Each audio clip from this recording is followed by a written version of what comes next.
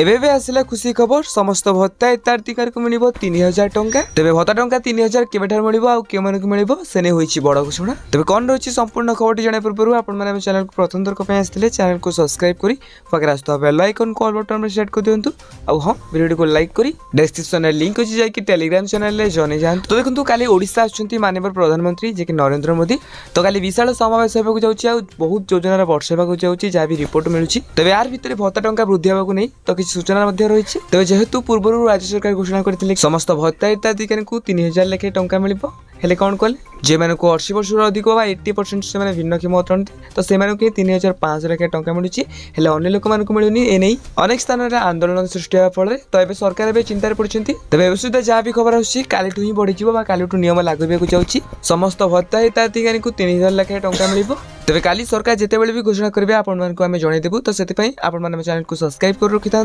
आउ हाँ ये वीडियो कहीं देखुं निहत भाव कमेंट बॉक्स में कमेंट करूँ।